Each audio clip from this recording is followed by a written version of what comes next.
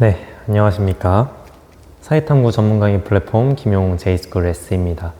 저는 여러분들과 함께 공부하고 있는 김용주 강사입니다. 우선 어제 9월 모의고사가 실시가 되었죠. 다들 이제 9월 모의고사 푸느라 고생이 많았고요. 총평을 먼저 해보자면 상당히 국어 문제스럽다라는 생각이 들었어요. 많은 친구들이 조금 어렵다라고 느꼈던 이유는 국어 문제와 같은 유형의 문제들이 상당히 많이 출제가 되었습니다. 그래서 뛰어난 문해력을 바탕으로 지문을 해석하지 않으면 그러니까 문제를 해석하기가 약간 어려운 그런 형식의 문제들이 나왔기 때문에 여러분들이 약간 체감 난이도가 올랐을 수도 있겠다라는 생각이 들었습니다. 그래서 그 국어 문제 같은 이제 높은 문해력을 요구하는 문제들은 뒤에 가면서 차근차근 확인해 보도록 하겠고요. 자, 그러면은 먼저 1번 문항부터 빠르게 한번 들어가 보도록 하겠습니다. 제가 이제 시간이 좀 부족하기 때문에 빠르게 한번 들어가 보도록 하죠. 자, 그러면은 문제를 빠르게 한번 풀어보겠습니다. 1번 문항이고요. 자연현상과 사회문화현상 관련된 이야기들을 하고 있는 것이죠. 전 세계에서 노르웨이와 우리나라 두 곳뿐인 시드볼트는 식물자원 고갈에 대비해 종자를 보관하고 있다. 사회문화 현상이죠. 자, 그래서 종자는 적절한 온도와 습도가 갖추어지면 자신이 갖고 있는 양분을 이용해 발화를 시작한대요. 그러니까 이게 인간이 하는 게 아니라 종자, 그 자연이 하는 것이기 때문에 이건 자연 현상이 되는 것이고, 우리나라는 종자를 건조하는 영하 20도의 온도에 저장하고 있어요. 인간이 하는 행동이기 때문에 사회문화 현상. 근데 이러한 환경에서는 종자가 노화되는 속도, 그러니까 종자가 노화된다라는 것은 인간의 가치가 개입이 되는 거야, 안 되는 거야? 개입되는 게 아니죠. 아니기 때문에 얘는 자연 현상이 되는 것이죠. 시드볼트는 인류가 미래의 위기로부터 유전자원을 그러니까 이거는 또 사회문화 현상이 되는 거죠. 유전자원을 보존하는 것은 인간의 행동이기 때문에 그런 것이죠. 그래서 이제 기역과 디귿, 미음이 사회문화 현상이고 나머지가 자연 현상인 모습인데, 자, 그러면은 기역과 같은 현상은 가치 함축적이죠. 니은과 같은 현상은 인과관계가 분명합니다. 디귿과 같은 현상은 개연성의 원리가 작용한다. 그래서 답은 3번 이렇게 되는 거죠. 리을과 같은 현상은 보편성과 특수성이 공존하지 않고 보편성이만 있죠. 사회문화 현상은 확률성의 원리가 적용된다. 됐죠? 자, 쉬운 문제였습니다. 자, 2번 문항 한번 들어가 보게 되면 사회문화 현상을 바라보는 필자의 관점, 그러니까 기능론이냐 갈등론이냐 상징적 상호작용론이냐 이거를 이야기를 하고 있는 것이죠. 한번 살펴보면 사람들은 부하 권력이 아닌 자신들이 습득한, 그죠? 도덕적 가치에 따라서 사회적 지위를 평가한대요. 이러한 도덕적 가치는 사회체계가 요구하는, 그죠? 지금 도덕적 가치에 따라서 사회적 지위를 평가하는데 이 도덕적 가치는 사회체계가 요구하는 지위의 획득가 필요한 노력과 그에 따른 역할 수행의 성과로 구성된대요. 제가 계속 읽어볼까요? 정당한 노력에 따라 지위를 획득하고 자신의 역할에 따른 성과를 달성한 개인은 도덕적 가치를 실현한 것으로 여겨진다. 자, 그러니까 그거에 따라서 사회를 작동한대요. 그러니까 개인이 정당한 노력에 따라서 지위를 획득하고 역할에 따라서 성과를 달성하면 개인은 도덕적 가치를 실현한 것으로 본대. 그러니까 이 모든 게 기능적으로 작동한다라는 거지, 지금. 그죠? 지금 이 사회체계가 요구하는 것에 열심히 노력하고 역할 수행을 하면은 그 성과를 얻게 되고 또 이 사회에서 잘 살아갈 수 있다라는 거예요. 그러니까 이 사회 체계에 있는 이런 다양한 것들을 실천하게 되면은 잘 살아갈 수 있게 되고 이를 통해서 사회가 작동한다라는 거지. 그죠? 그래서 기능론이 된다라고 하는 거예요. 그러니까 이게 어떤 걸로 확인을 해주시면 좋겠냐면 우리 사회불평등 현상 이야기를 할 때 기능론적 관점이 뭐였어요, 이제? 불평등이라는 것은 불가피한 것이고 자연스러운 것이다. 지위라는 것은 또 성공의 기회는 개인의 노력으로 이루어지는 것이다. 그거를 가지고 본다면 약간 이해가 될 것 같죠, 그죠? 그래서 노력에 따라서 내가 지위를 얻게 되고, 결국 이 사회 체계 속에서 내가 노력을 통해서 이 사회의 어떤 중요한 것들을 획득할 수 있는, 그죠? 사회체계가 요구하는 지위를 획득할 수 있다라는 점. 이런 것들에서 우리가 기능론이라는 걸 확인할 수가 있는 것이고, 자, 그럼 얘는 선지를 하나씩 보면 갈등론이죠. 상징적 상호작용론이고, 갈등론이죠. 그죠? 기득권층에 의해서 강조된 것이다. 아니에요, 지금. 여기 보면은, 사회 체계가 요구하는 지위예요, 지금. 그지? 그리고 이제 사회 각 부분이 사회적으로 합의된 것이라고 본다. 4번이 답이 되는 것이죠. 이 갈등론이고요, 이건. 이해가 되시죠? 그죠? 이해도 이제 그죠? 오케이. 이해가 되시죠? 자, 그럼 이제 다음. 관료제와 탈관료제에 대한 이야기인데, 뛰어난 능력을 가진 사람이 의사결정에서 마치 자신을 조직의 영웅이라고 착각하면서 권한을 남용하는 문제가 나타나고 있대요. 근데 이게 관료제, 탈관료제에서 모두 나타난다는 거야. 자, 그러면 A는 뭐야? 규칙과 절차에 얽매이지 않는 조직 문화. 그러니까 A는 상당히 탈관료적인 것이죠. 자, B의 경우 위계가 강조되는 경직된 조직 문화. 그러니까 B는 관료제가 되는 겁니다. 됐죠? 자, 그러면 탈관료제에 비해 관료제는 이거 구성원의 창의성이 발휘되기가 어렵다. 그죠? 답은 1번이 되는 겁니다. 이해가 되시죠? 자, 업무 수행의 안정성이 낮다는 비판을 받는다? 얘는 이제 탈관료제가 가지는 비판점이죠? 그러니까 이렇게 가야 되겠죠. 무사한 일주의가 생겨날 가능성이 높다? 관료제에 대한 이야기이기 때문에 바뀌어야 되겠죠. 유연한 대처가 어렵다는 비판을 받는 건 관료제이기 때문에 바뀌어야 되겠죠. 그리고 이제 지금 관료제가 높은 직급을 내세우면서 의사결정을 독점해서 권력 남용이 발생할 수 있대요. 그러니까 위계가 경직되어 있다 보니까 높은 위치에 있는 사람이 자신의 권한을 남용하고 있는 거야. 그러면은 이 독점하고 있기 때문에 남용이 발생하니까 수평적인 의사결정 구조의 강화가 들어갈 수 있죠. 그지? 답은 그래서 1번 이렇게 되는 것이었고요. 다음 이제 문화의 속성에 대한 이야기를 하고 있는데요. 지금 보면은 흰바족 여성들은 이거를 어머니로부터 배운대요. 그러니까 여기서 보이는 건 학습성이 되는 거예요.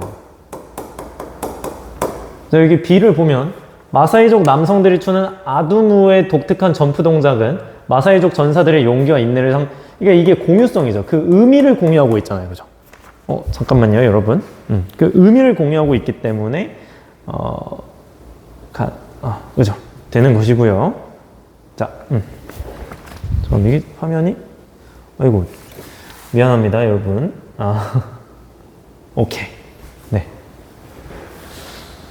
자, 이렇게 되는 것이고요. 자, 그러면은 공유성 이렇게 확인을 했기 때문에 확인을 해보면, 자, 이거 축적성에 대한 이야기예요. 야, 여기서 함정이 딱 걸리면 안 되는 거야. 축적성이랑 학습성은 엄연히 다른 개념입니다. 그지? 세대 간 전승을 통해 더욱 풍부해진다라는 건 축적성이고, 얘는 학습성이 나타나고 있는 거예요. 배웠다, 여기에 초점이 맞춰져 있으니까. A의 사례로, 그죠? 이게 학습성의 대표적이죠. B는 문화가 사회 구성원에 공유하는 의미와 맥락 속에서 존재한다? 그죠? 이게 공유성의 특징 중에 하나인 거죠. 그죠? 자, 그러면 얘는 이제 총체성과 관련이 있는 거예요. 그렇기 때문에 답은 3번 이렇게 가야 되는 것이죠. 그죠? 이해가 되죠? 자, 다음 5번 보겠습니다.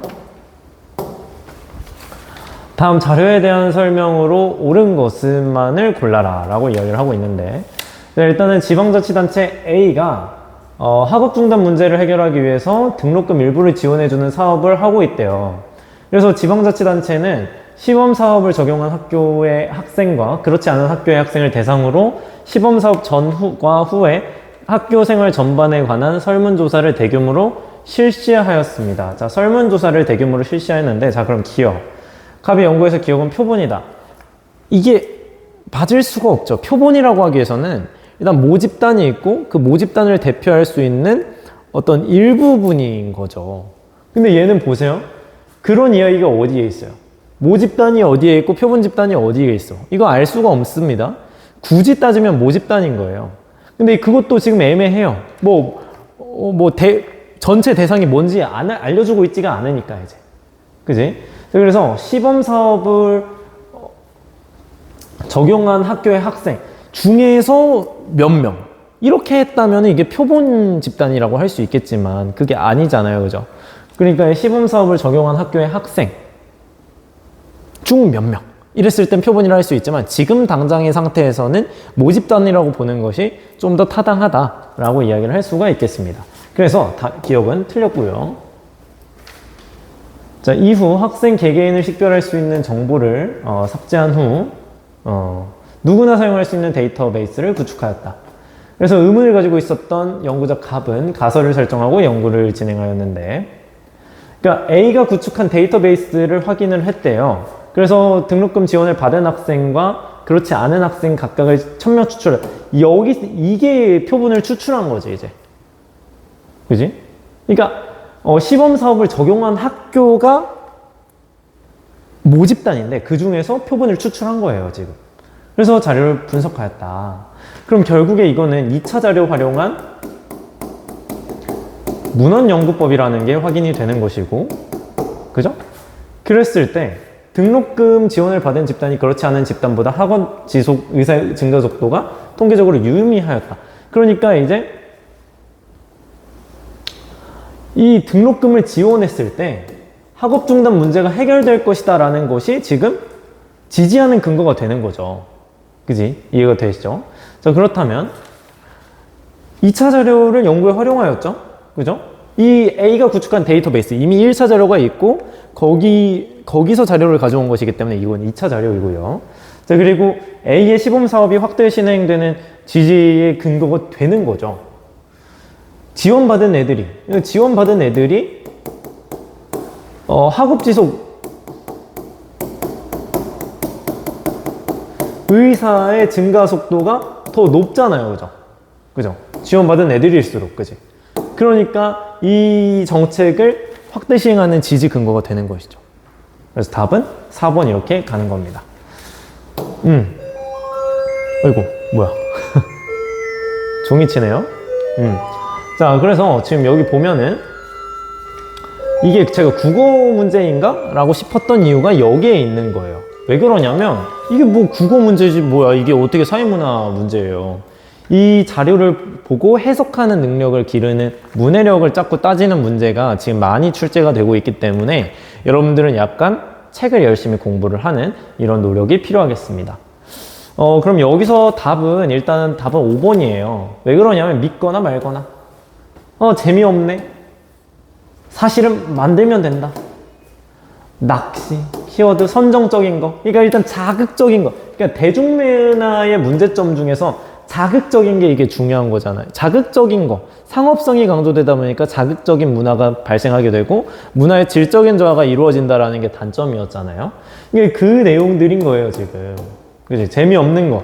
그러니까 상당히 중요한 팩트체크, 인터뷰 원본, 실제 통계 이런 건 다 버리고 객관적인 사실을 외면하고 자극적인 거, 믿거나 말거나 낚시성, 선정적 사진 이런 자극적인 문화를 양산한다라는 걸로 이어지는 것이죠. 그래서 답은 5번이 되는 것인데, 자, 여러분들이 헷갈렸을 만한 게 이 친구죠, 지금. 정부에 의한 문화 통제. 그러니까 어떻게 보면 여기에 낚일 수도 있지만, 보세요. 가장 적절한 거예요. 이 사진을 보고 가장 적절한 것은 5번이 될 수밖에 없는 겁니다. 그러니까 적절하지, 얘도 적절하긴 한데 가장 적절한 건 이 친구라고요. 이게. 이게 문제를 내는 스킬이에요. 가장 적절한 거.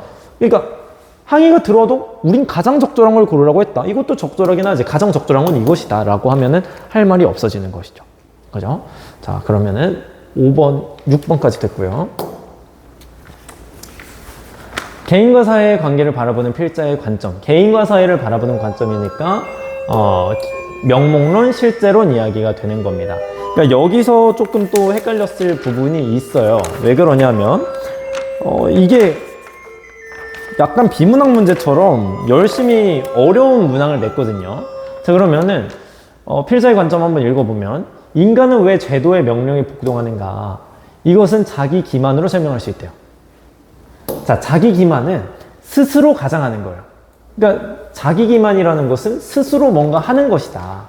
개인이 뭔가 하는 것이죠. 그래서 인간은 사회적 역할들의 복합체 속에서 이 선택의 여지가 없다고 자기 기만을 하면서 이런 경향이 있대요. 그러니까 결국에는 제도의 명령을 맹목적으로 수행하는 경향이 있는 것은 결국 자기 기만을 하기 때문에 이런 경향이 생긴다라는 거지, 이제. 그지? 그러기 때문에 자기 기만을 함으로써 인간의 무한한 불안정성과 함께 선택의 가능성을 발견하게 된다라고 하고 있기 때문에 이 명목론적인 설명이 되는 겁니다.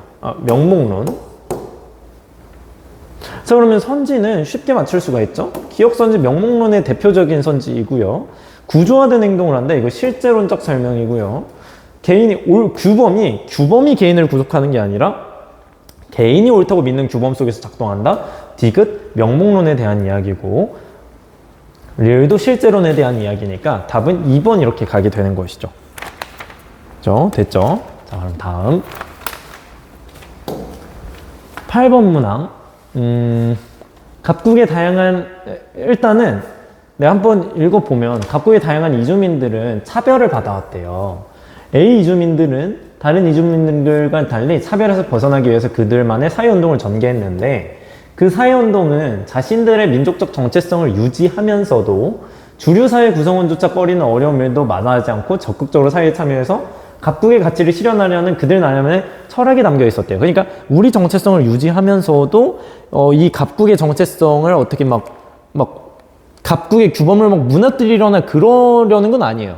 갑국의 일에 적극적으로 참여하면서 갑국의 가치를 실현하려고 하는 거란 말이야. 그러니까 반문화는 아니라고요.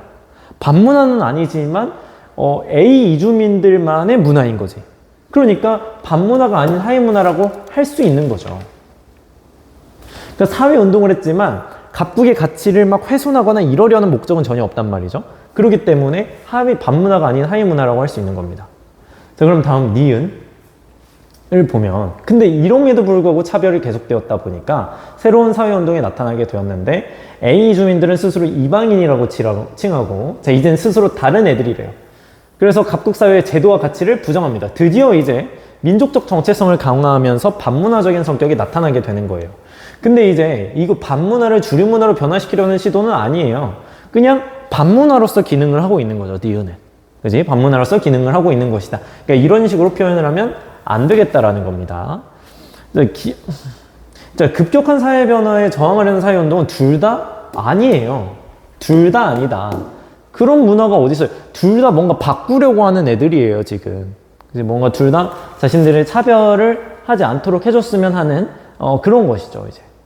그런 사회운동이다 라고 생각을 하시면 되고, 사회구조 전체를 근본적으로 변화시키려고 하는 사회운동이다. 사실 근본적으로 변화시키려는 사회운동은 정말 폭력적이고 이런 식으로 일반 그 정책으로만 이루어지는 게 아니에요. 그냥 이 자본주의 구조를 뒤엎어버리자, 이런 정도의 스케일이어야지, 이거는 거의 일종의 하나의 어떤 정책, 차별적인 시선, 이런 걸 조금 바꾸자고 하는 개혁적인 성격일 뿐이지, 이게 사회구조 전체를 근본적으로 변혁하고자 한다는 것은 맞지 않은 것이죠. 기역과 니은 모두 주류사회의 문화적 정체성을 강화하기 위한 거, 기역은 아니죠. 그러니까 기역도 민족적 정체성을 유지하려고는 하지만 강화하겠다라는 건 아니었어요. 주류사회, 그죠? 갑국의 가치를 실현하고자 했어요. 자기의 정체성을 강화하기보다는 자기의 정체성을 유지하지만 갑국의 가치를 실현해 나가자라고 하는 것이 주된 내용이기 때문에 5번도 틀린 선지 해서 답은 1번 이렇게 가게 되는 거예요. 그죠? 자, 9번 문항 한번 살펴볼게요. 자, 9번 문항, 한번 보면, 역시 일탈이론에 대해서 물어보고 있는데, IQ 테스트를 하고 있죠. 자, 예, 아니오로 나뉘는 질문을 작성하래요. 자, 그럼 보면, 일탈을 규정하는 객관적 기준이 있다고 보는가? 라고 했을 때, 맞았대. A랑 B를 나눌 수가 있대요. 그죠? 그러면은, 일단, 객관적인 기준이 없다고 보는 게 하나 있지. 그지? 낙인 이론이 하나 있잖아요. 그러니까 낙인 이론만 객관적인 기준이 없다고 본단 말이야. 그러면은 이 맞음이라고 되었기 때문에 이 질문은 A와 B를 예, 아니오로 나눌 수가 있어요. 그러면은 객관적 기준이 있다고 보는가에 아니오는 낙인 이론이 들어가는 거죠. 그지? 그러니까 A 또는 B에 낙인 이론이 들어갈 수밖에 없는 겁니다. 뭔 말인지 아시겠죠? 자, 그럼 A, D도 똑같이 해볼게요. 맞음이기 때문에 이걸 가지고 A와 D로 나눌 수가 있대요. 자, 그러면 사회교범의 통제력 강화를 일탈의 해결책으로 보는가? 얘라고 한다면 뭐예요? 뒤르케메 아노미 이론이죠. 뒤르케메 아노미 이론. 근데 아니오, 그러니까 그러면은 둘 중에 하나는 얘고 둘 중에 하나는 아니오라는 소리니까 둘 중에 하나는 뒤르케미라는 소리겠죠. 그지? 그러니까 A 또는 D가 뒤르케림이라는 소리겠고, 일탈자가 부정적 자아를 내면하는 과정에 주목하는가? 역시 맞음이기 때문에 그러니까 부정적 자아를 내면하는 과정에 주목하는 건 또 뭐예요? 낙인 이론입니다. 낙인 이론. 그지? 그렇기 때문에 B 또는 C는 낙인 이론인 거예요. 낙인 이론. 낙인 이론. 그지? 그렇기 때문에 지금 여기서 B가 나오게 되는 거예요. A 또는 B는 낙인 이론이고 B 또는 C가 낙인 이론이기 때문에 B는 낙인 이론일 수밖에 없는 거지. 그지? 자, 그럼 여기 보면은 틀렸대요. 그러면은 얘 아니오를 나눌 수가 없다는 거지. 타인과의 상호작용이 일탈에 미치는 영향을 강조하는가? 라고 했을 때, 자, 그러면 이게 강조하는 게 뭐예요, 이제? 낙인, 착용가 상호작용을 강조하잖아요. 그죠? 그죠? 그랬더니 이제 틀렸다는 건 얘 아니오를 나눌 수가 없다는 거야. 그러니까 CD가 낙인 또는 착용이거나 아니면 CD가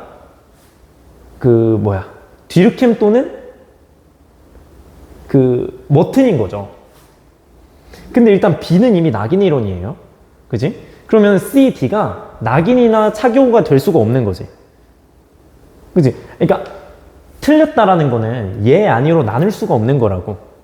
그지? 만약에 얘가 맞음이었다면은 뭐 둘 중에 하나는 낙인 또는 둘 중에 하나가 낙인이면은 둘 중에 하나는 이제 뭐 뒤르캠 이런 식으로 됐어야 되겠지만 틀림이기 때문에 CD 모두가 낙인 또는 착용이거나 아니면 CD 모두가 뒤르캠 또는 머튼이거나 이거밖에 안 된다고요. 틀림이니까 이제.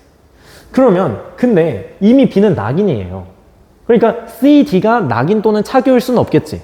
그러니까 A가 착용해야 되는 거죠. 그지? 자, 그러면 A 또는 D가 뒤르캠이니까 D는 뒤르캠, C가 머튼 이렇게 되는 거죠. 자, 그렇다면 차별적 재질을 일탈의 원인으로 보는 거는 낙인 이론이고요. 일탈의 대책으로 제도화된 기회의 확대를 강조한다. 머튼이고요. 정상 집단과의 교류를 일탈의 해결책, 차별적 교제 이론이고요. 급격한 사회 변동에 의한 무구형 상태에 주목한다. 답은 4번이 답이 되는 것이죠. C, D와 달리 A, B는 자, 이게 바뀌는 게 맞겠죠? 바뀌는 게 맞습니다. 그지? 그래서 답은 4번 이렇게 되는 겁니다. 네, 이 정도는 상당히 쉬운 퍼즐 문제였어요. 자, 그럼 다음 표분석 문제인데 원래는 이쪽 파트가 그렇게 어렵게 나오지 않았었는데 슬금슬금 어렵게 나오고 있는 느낌이 들죠. 슬금슬금 어렵게 나오고 있다는 점 확인하시면 되겠고, 자, 그렇다면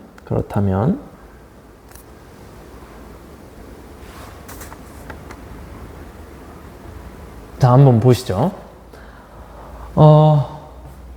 이렇대요. 자녀 세대 전체 인구 중에서 부모와 계층이 일치하는 비율은 30% 정도가 된대요. 30% 정도가 되고, 그리고 이제 세대 간 이동은 값은 A에서 B로. 자, 그러니까 A에서 B로 간 게 하강, C에서 B로 간 것도 하강. 그럼 A에서 C로 간 거는 상승 이동이래요, 지금. 그지? 자, 그러면 C에서 B로 가는 것도 하강 이동이고 A에서 B로 가는 것도 하강 이동인데 A에서 C로 가는 건 상승 이동이래요, 지금. 자, 그렇다면 A, B, C가 각각 뭐가 되어야 되겠어요, 이제? A에서 C로 가는 건 상승 이동인데 A에서 B로 가는 건 하강 이동이네. 그러면 A가 중층, C가 상층, B가 하층 이러면은 말이 되지 지금. 그지? 그러니까 얘가 중, 하, 상 이렇게 된다라는 거예요. 이거 모든 부모와 자녀는 한 명씩이다 이렇게 되어 있습니다. 자, 그러면 세대별 계층 구성 현황을 보면 자, 오랜만에 이걸 한번 그려보죠. 그러니까 원래는 이런 그림을 안 그려도 여러분들이 맞출 수 있는 문제들로 나왔었는데 이번에는 이렇게 나오는 걸 보니까 수능에도 이런 기조가 그대로 방영되지 않을까 싶습니다. 한번 살펴보면 그러면은 자녀 세대의 중층 50, 자녀 세대의 하층 30, 상층 20, 부모 세대의 상층 20, 30, 50. 자, 그러니까 부모 세대 계층 구조는 피라미드형이고 자녀 세대 계층 구조는 다이아몬드형이니까 4번은 바로 틀렸다고 해주시면 되겠죠. 자녀 세대 계층 구조에 비해서 부모 세대 계층 구조가 사회통합 아니죠? 바뀌어야 되겠죠? 그지? 자, 그러면은 이 위에 3개로 풀어주시면 될 것 같아요. 자, 그럼 한번 보면 자녀 세대 전체 인구 중에서 그러니까 전체 인구 중에서 세대 간 이동 현황을 살펴보겠다라는 거예요. 그러니까 자녀 세대 전체 인구 중에서 근데 여기 일단 기준점을 보면은 자녀 세대 인구 중에서예요. 자녀 세대 인구 중에서 세대 간 이동 현황이 어떻게 되느냐. 그러니까 자녀 세대 인구를 기준으로 바라보아야 하는 겁니다, 지금. 전체 인구 중에서. 이렇게 확인하시면 되겠고. 자, 그러면 지금 한번 적어보세요. 헷갈리니까 중층에서 하층으로. 그지? 그리고 상층에서 하층으로. 그리고 중층에서 상층으로. 이렇게 되는 비율이 15, 10 이렇다는 거지.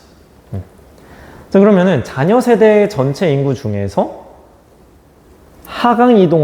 하층으로 이동한 얘네들의 비율이 10%라는 소리예요.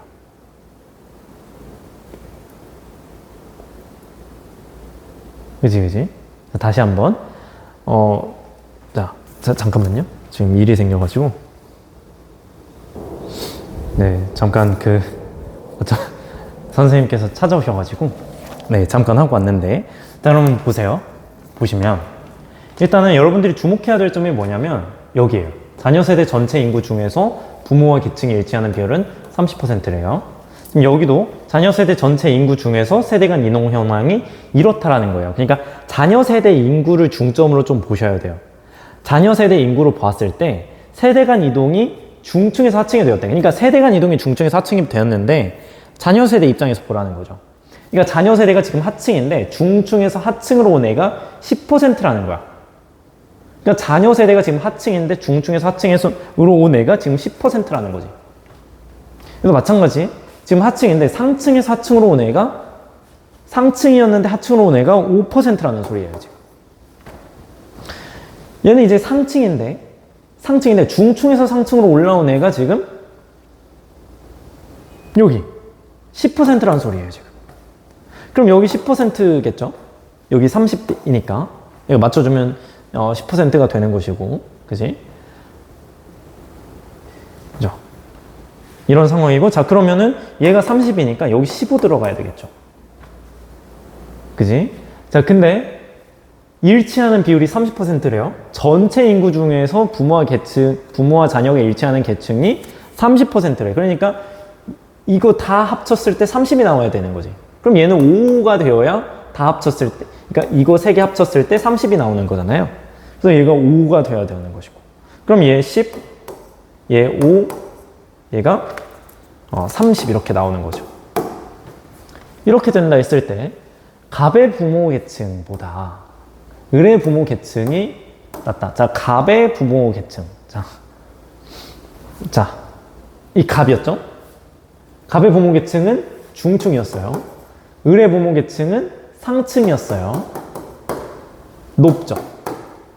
부모와 계층이 일치하는 자녀의 수는 상층보다 중층이 많다. 자, 부모와 계층이 일치하는 자녀의 수는 상층보다 중층이 더 많죠. 그죠? 답은 그러니까 나 리모컨 어디 갔어?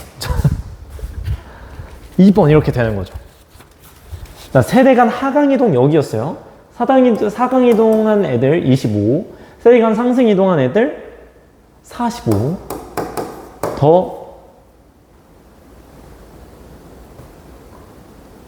크죠? 45가 더 크잖아요. 그죠? 그래서 답은 2번 이렇게 되는 겁니다. 그죠? 약간 어렵게 나온 정도의 수준이었습니다. 근데 그렇게 어려운 수준은 아니었다라는 거 확인하시면 되겠고요. 다음 11번. 여기 보면은 이것도 잘 확인을 하셔야 돼요. 사회변동의 방향을 바라보는 필자의 관점인데, 민족 간의 적대주의는 문명을 이끌어오는 원동력이래요. 그러니까 힘이 강한 애들은 정교한 사회 네트워크를 발전시키고 힘이 약한 민족을 정복하면서 위대한 문명의 꽃을 피운대요. 그러니까 지배자들은 결혼을 통해서 섞이면서 전체 문명의 활력을 소진시킨대요. 쇠퇴했다네요. 그죠? 성장했다가 쇠퇴했고, 근데 또 다른 강한 민족이 또 들고 와서 새로운 문명의 문을 연대요. 순환되고 있죠. 순환론입니다. 그럼 순환론 선지, 이거 진화론 선지죠.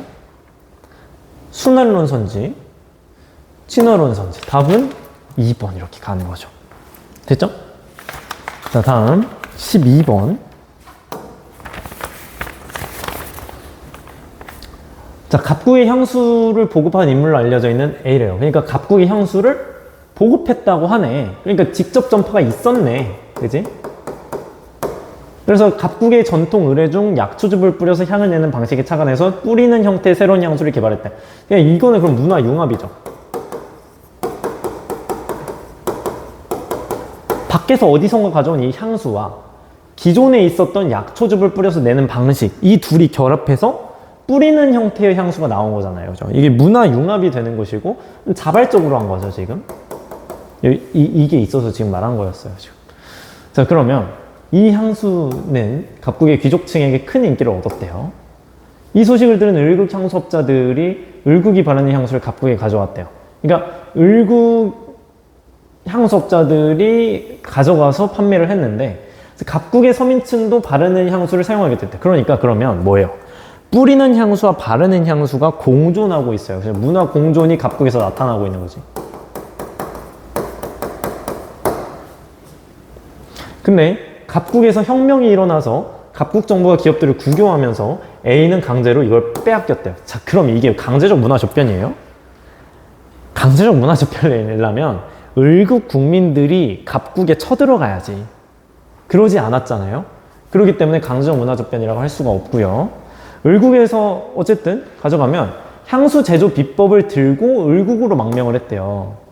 그러니까 이 뿌리는 향수 기술 을국엔 없었습니다. 이거 들고 들어갔어요. 그럼 이게 비물질 문화예요?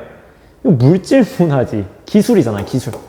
제조 기술이니까 물질 문화의 전파가 나타난 것이고요.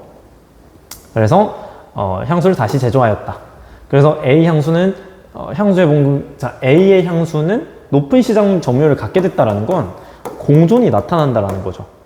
기존에 바르던 향수 또 있지만 A의 향수가 높은 시장 점유율을 가지게 되었다라는 이야기인 거니까 그렇게 확인하시면 되겠습니다. 그리고 얘도 결국에는 직접 전파죠. 일국도. 자, 그러면 갑국에서는 직접 전파가 이루어졌고 문화융합이 나타났기 때문에 아니고요. 직접 전파가 나타났다. 얘는 맞습니다. 갑국에서는 문화융합이, 을국에서는 문화동화가 나타났어요? 아니죠. 공존이 나타났습니다.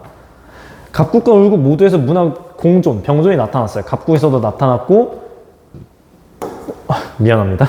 자, 을국에서도 나타났어요. 그래서 답은 5번. 이렇게 되는 거지. 자, 그럼 다음 13번. 이 친구 조금 어려웠을 것 같았어요. 자, 그럼 보면은 여기 뭐 공식적 사회학기관 나와 있고, 자발적 결사체 이런 거 나와 있으니까, 잠깐만요. 네. 선생님들이 계속 왔다 갔다 하시네. 그죠? 자, 어디까지 했지? 그치? 여기에 다양한 집단들이 나와 있어요. 고등학교 있고, 그죠?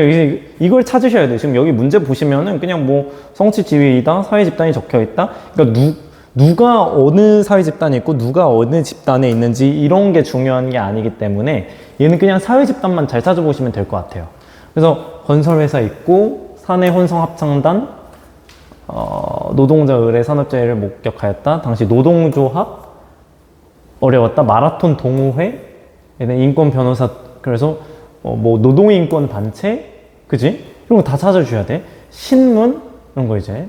이게 신문은 약간 애매하긴 해요, 그죠? 사회기관이라고 할 수는 있잖아요. 대중매체니까, 그지? 네, 이 정도 확인이 되네요. 자, 그러면은 기업과 니은은 모두 성취지위이다. 맞죠? 외국인 노동자 내가 성취해야 얻을 수 있는 거예요. 인권 변호사도 마찬가지인 것이고. 자, 그러면은 자료, 그지? 자료에는 결합 자체가 목적인 사회 집단이 적혀 있다. 그러니까 공동체가 있느냐, 공동사회가 있느냐 없잖아요. 지금 여기 가족, 친족 집단, 또래 집단, 촌락 공동체 없잖아요. 그죠? 그래서 니은 틀렸다고 할 수가 있고, 공식적 사회기관의 개수 이거 하나밖에 없습니다. 비공식 조직. 자, 비공식적 사회기관 아니에요. 자, 대충 보면 이거 비공식 사회기관으로 보여요. 그죠? 그래서 비공식 조직의 개수는 사내 혼성 합창단 하나밖에 없죠. 동일합니다. 자료에 적혀 있는 자발적 결사체의 개수. 자발적 결사체 하나, 둘, 셋, 그리고 넷. 네 개죠. 이게 이익 집단이니까 이것도 하나의 자발적 결사체잖아요. 그죠? 비공식적 사회기관.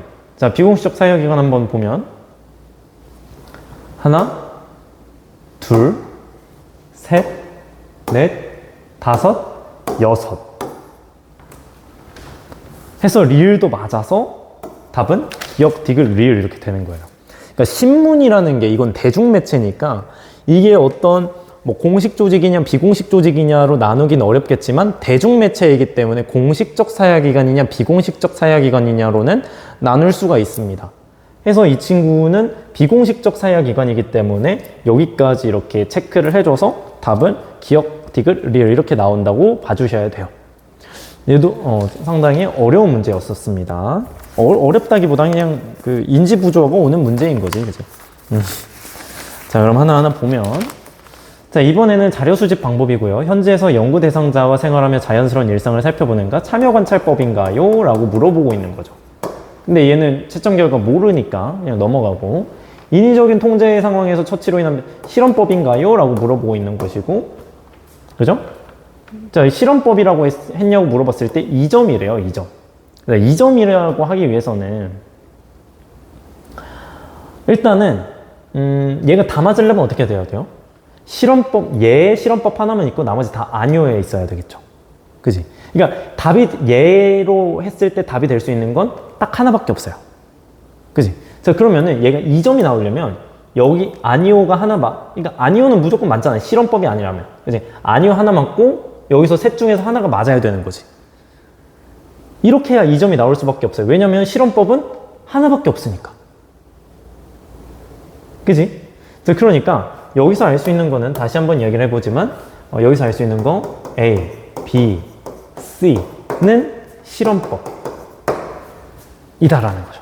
이거 셋 중에 하나는 실험법이라는 거지. 자, 그러면은 연구자와 연구 대상자 간의 언어적 상호작용이 필수적인가요? 그러니까 이건 두 개잖아요. 질문지법도 되고 면접법도 되잖아. 근데 이게 3점이래요. 자, 그러면은 3점이 되기 위해서는 일단은 이건 답이 두 개니까 여기 답이 두 개가 맞고 여기 하나가 맞아야 3점이 나오지. 그 외의 경우의 수가 있어요? 없잖아요. 그지? 그지? 만약에 질문지법이 여기 들어가 있어. 그럼 얘 틀리고 여기는 하나 맞고 나머지 다 틀리고 1점밖에 안 나와요, 이제. 그지? 뭔 말인지 알겠죠?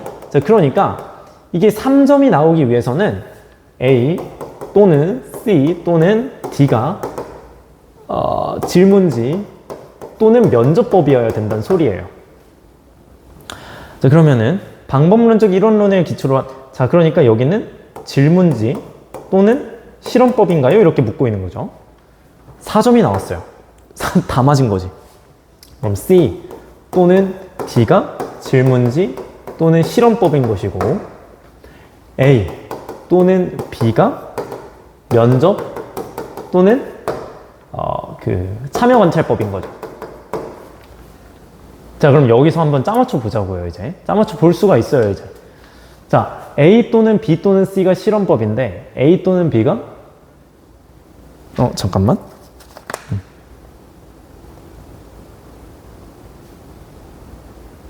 그죠. 자, 여기서 한번 짜맞춰 봐야 되는데 잠깐만, 내가 인지 부조화가 오네.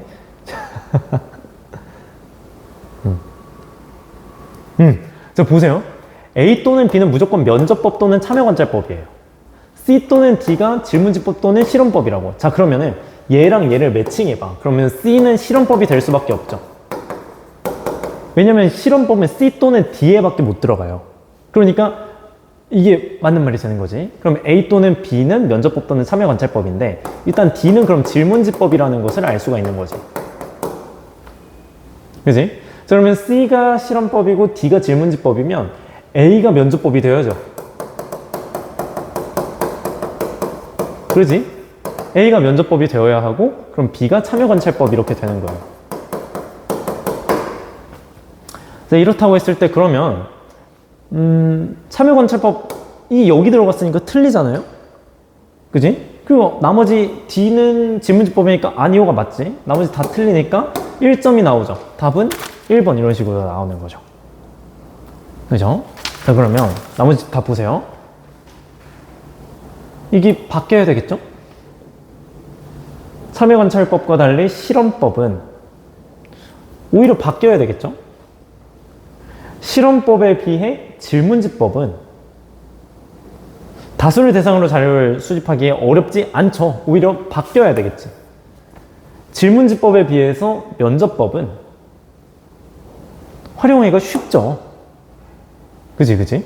그러니까 얘도 바뀌어야 되겠지, 이렇게. 그래서 답은 1번 이렇게 나오는 거예요. 그죠? 쉽죠? 어렵지 않습니다. 자, 그러면은 다음 이제 사회보장제도와 관련된 이야기를 한번 해볼 거예요. 자, 한번 또 보죠. A, 고용보험이 나오고 있죠? 자, 그러니까 A, 어머, 이거 왜 이래? 자, A는 사회보험. 자, B라는 것은 공공부조가 되는 거죠. 자, 왜 그러겠어요? 기초수급자들이 최소한의 생활을 유지할 수 있도록 하고 있대요. 심리상담 프로그램 같은 거, 사회 서비스. A, B, C는 나왔습니다. 자, 그러면은 이 표를 보고 맞춰야 되는데 20대 청년 실업자 중에서 A, C 수혜자와 그러니까 각각은 다 구했습니다. B 수혜자의 비율을 나타냈대요. 중복 수혜자 중 A, C 혜택을 모두 받는 사람의 수는 자, 이거 한번 표로 한번 그려보죠. 전체 20대 청년 실업자가 있는데 A, 사회보험이 있고 B, 공공부조가 있고 C, 사회 서비스가 있다. 이렇게 그 혜택을 받는 친구들이 있다. 그때 3중 수혜자는 2% 정도 되고요. 근데 보세요. 중복수급자 중 A, C의 혜택을 모두 받는 수는 와 B, C의 혜택을 모두 받는 수는 2배래요. 자, 그럼 여러분들 이게 여기 겹치는 애들이 4란 뜻이지. 자, 근데 여기 4 이렇게 쓰면 돼요? 안 돼요. 그러면 틀리지. 2가 돼야지. 2. 이래야 이 A와 C의 공통 분모가 4가 되는 거죠. 이렇게 해야. 뭔 말인지 알겠어요? 그치? 이 둘을 더하면 A와 C의 공통 분모가 나오는데 그래야 4잖아. 얘도 마찬가지. 얘가 지금 4래요. 얘가 지금 4래. 그러면은 쟤가 4가 되려면 얘가 2가 돼야지. 그치? 그래서 얘가 6 이렇게 돼야 되는 거죠. 그리고 비수혜자 8명 이렇게. 그죠? 이해가 되시죠? 자, 그러면 나머지는 이제 짜맞출 수 있잖아요. 그죠? A 수혜자 70, B 수혜자 19. 그러니까 지금 전체 다 합쳤을 때 100이 나와야 돼요. 자, 그러면 다 합쳐볼까요? 지금 20 플러스 19 플러스 70 하면은 내가 계산을 못해서 이거 9 맞지? 9. 지금 9가 남아 돌아요. 9. 잠깐만, 9가 남아 돌면 되는 게 맞나? 자, 이거 다 합쳐서 10, 아니지.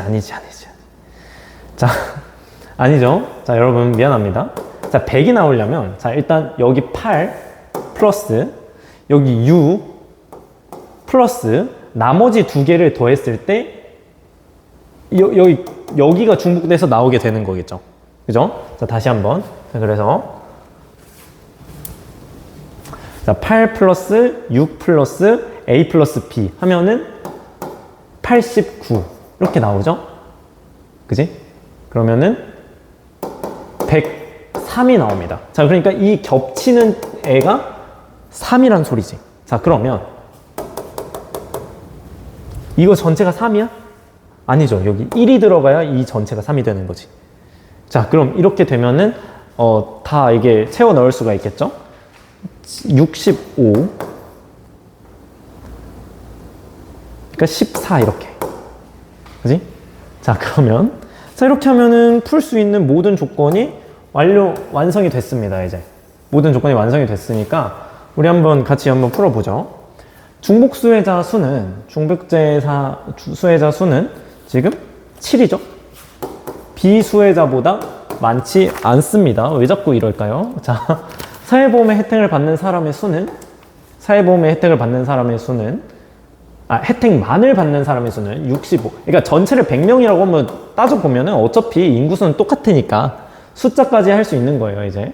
자, 공공부조, 그냥 분모가 똑같으니까 숫자도 비교할 수 있는 거지. 분모가 똑같잖아요, 결국에. 자, 공공부조의 혜택만을 받는 애들. 공공부조의 혜택만을 받는 애들이 14인데 여기에 4배래요. 이거 4배하면 64예요. 4배보다 크죠? 그래서 틀렸습니다. 중복수혜자가 아닌 사람의 수, 그러니까 65, 14, 6 합쳐서 85. 잠깐만, 여기에 8도 더해줘야지. 얘도 중복수혜자는 아니잖아요. 그죠? 그러니까 93. 금전적 지원을 원칙으로 하는 제도의 혜택을 받는 사람의 수보다 적다. 금전적 지원의 원칙, A와 B를 합쳐줘야 되겠죠. 그지? A와 B를 합쳐주면 86이지. 보다 크지. 93이니까. 비수혜자는 중복수혜자 중 강제가입을 원칙으로 하는 제도의 혜택을 받는 사람이죠. 자, 강제가입의 원칙 A죠, A. 사회보험.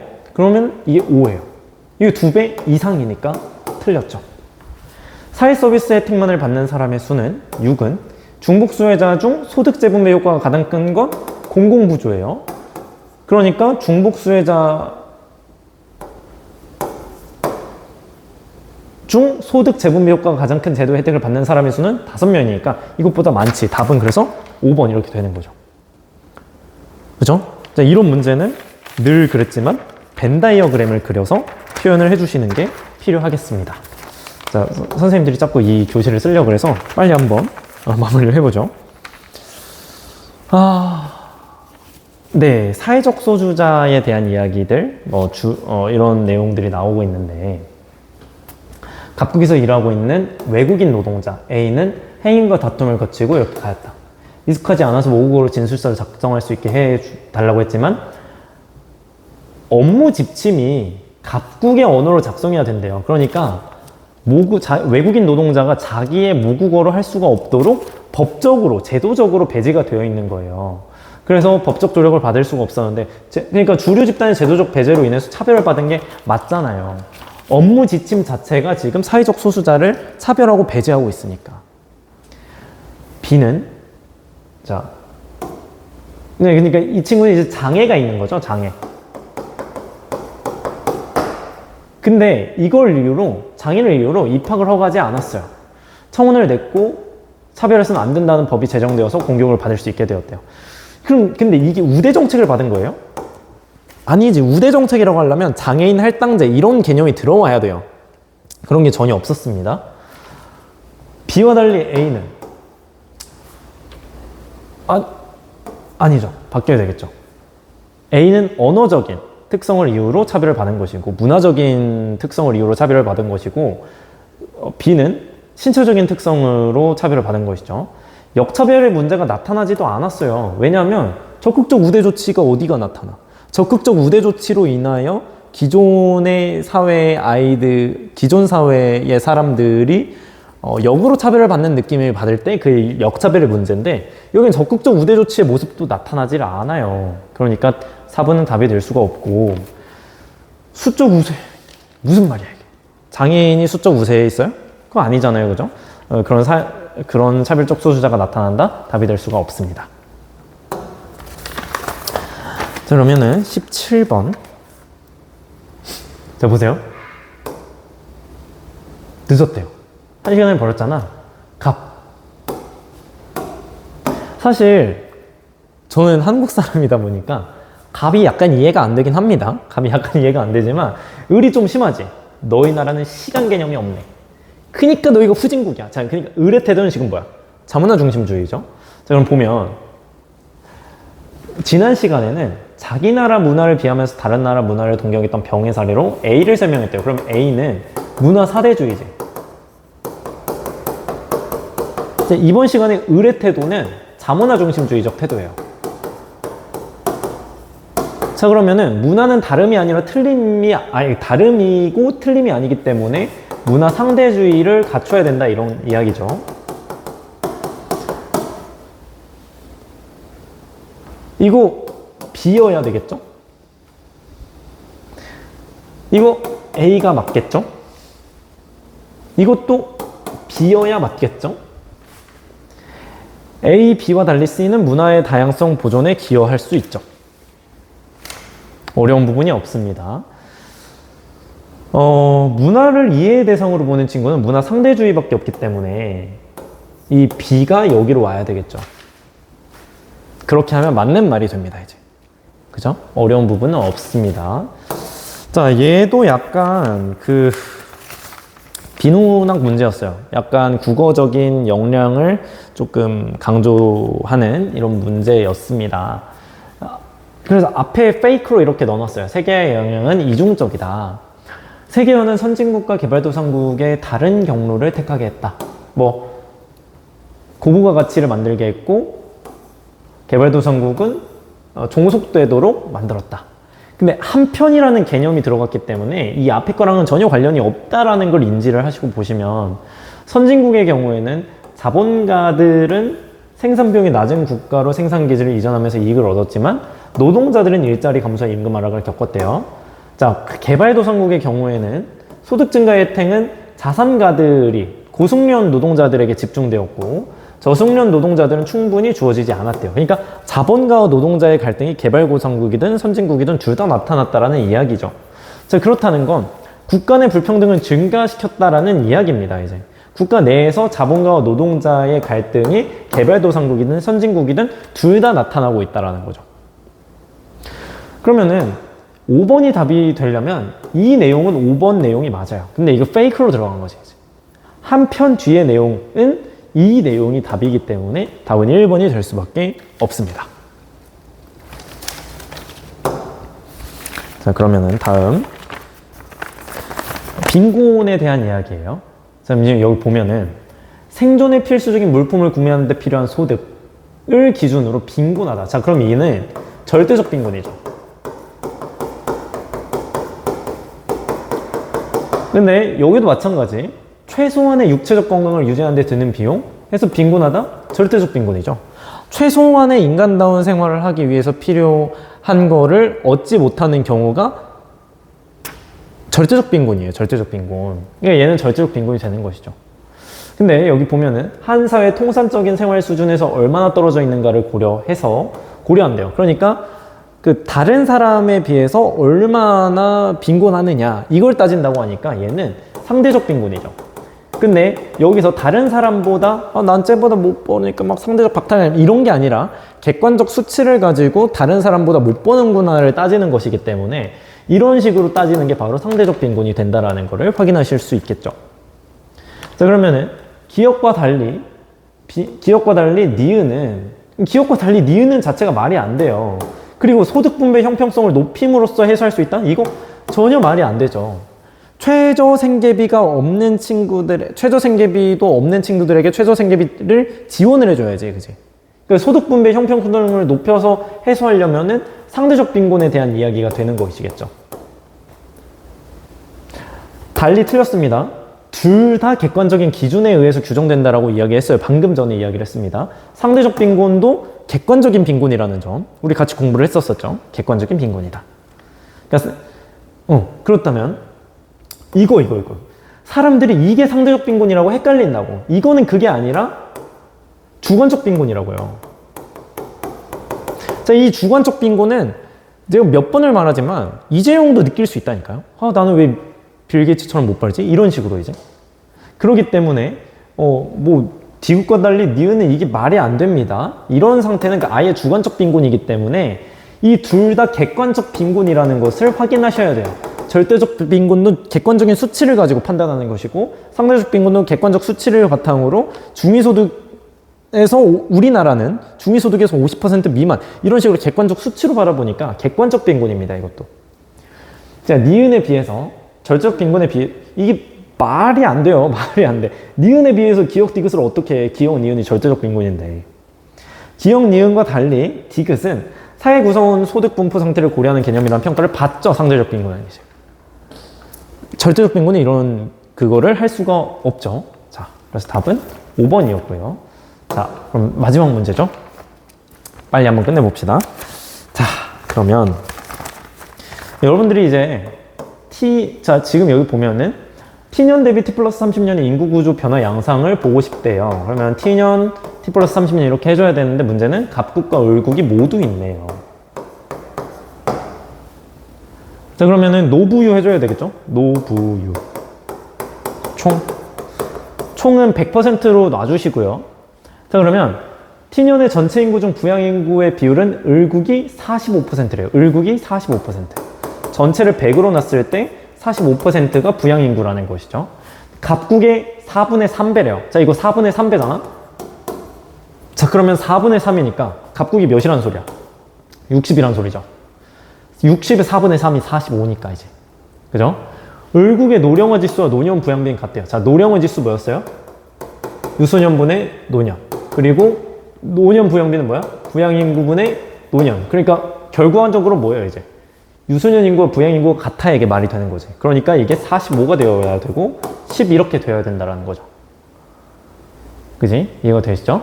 자, 그러면 유소년 부양비는 갑국이 을국의 4분의 1배래요. 4분의 1배.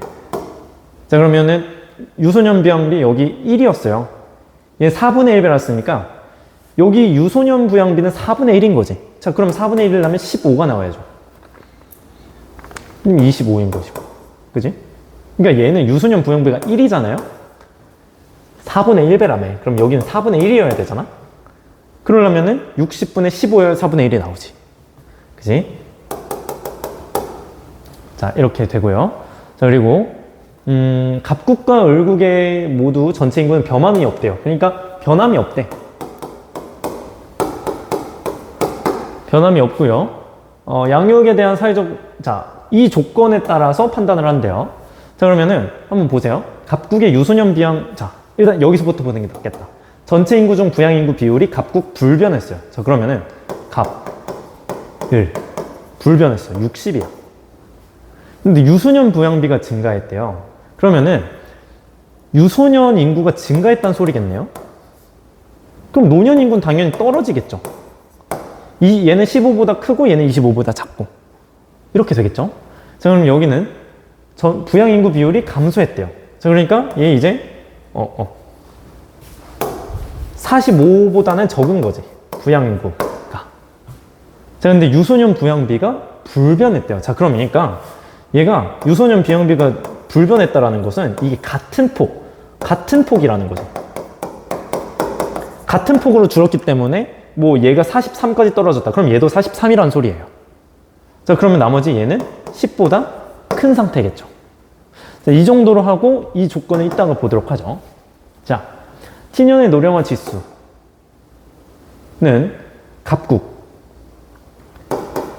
갑국은 15분의 25, 을국은 10분의 45.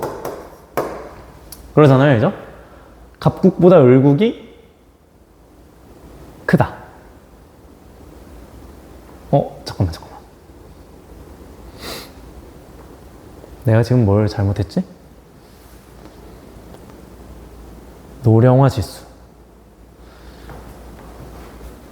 야, 이 멍청한 사람이 있네요. 그죠?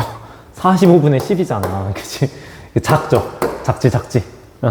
45분의 10이에요. 방금 계산을 잘못한 거예요.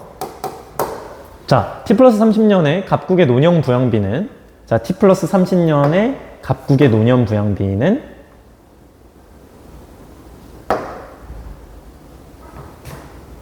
50보다 클 것이다. 갑국의 노년 부양비. 자, 그럼 한번 보세요. 60 그리고 25비 곱하기 100이에요. 자, 그러면은 계산 한번 해보시면, 자, 125분, 그러니까 아무리 크게 잡아봤자 3분의 125예요. 자, 그러면 일단은 50보다 작지, 이게. 40 몇 이렇게 나오잖아요, 그죠? 50보다 작다. 왜냐면 이게 125보다 더 작으니까, 그지? t 플러스 30년의 을국의 총 부양비는 120보다 클 것이다.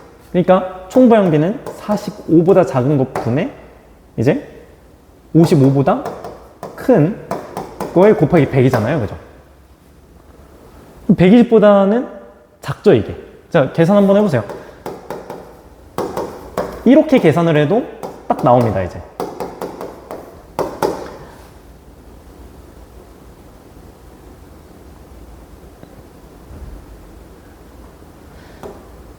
그지? 이렇게 하면 120이 안 나와요, 이렇게 해도 이제. 120이 나올 수가 없어요. 그렇기 때문에 120보다 클 것이다 안 되고요. 120보다 작습니다, 이제. 잠깐. 여러분 미안해요. 내가 계산 또 잘못했나 보다. 이렇게 하면은 10. 그러네요. 12가 되네. 12가 넘으니까 120보다는 크죠. 클 것이다. 답은 3번 이렇게 되는 겁니다, 이제. 미안해요. 계산이 계속 틀리네. 지금 마음이 급하다 보니까 이제. 자, 그리고 배 아픈데?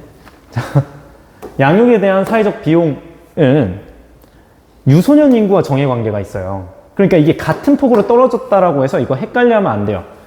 무조건 유소년 인구와 관련이 있는 것이기 때문에 을국은 변함없을 것이다가 아니라 감소한 겁니다. 갑국은 늘어난 게 맞아요. 이렇게. 다음, 노인 일자리 창출의 필요성은 노년 인구와 정의 관계에 있대요. t년 대비 t 플러스 30년. 노인 인구 줄어들었어요. 낮아질 것이고 을국에서는 변함없을 것이다? 아니죠. 얘 늘어났잖아요. 그죠? 늘어날 것이다 라고 생각하시면 되겠고, 그지? 을국의 총 부양비는 45분의 55 자체가 1.2, 그러니까 120보다 크기 때문에 얘보다 더 커지는 거란 말이에요. 분모는 적어지고 분자는 커지니까. 그러니까 120보다는 클 것이다. 답이 맞게 되는 거죠. 그치? 자, 그러니까 아까 그거예요. 내가 이거 계산을 못한 거지, 그지? 자, 이런 식으로 이제 이렇게 가잖아요, 그죠? 이미 120보다 커요, 지금. 그지? 근데 이제 더 커지니까, 분모는 작아지고 분모는 커지고 이렇게 더 커지니까 이렇게 되는 겁니다. 자, 그러면은 이렇게 해서 모든 해설을 마치고요.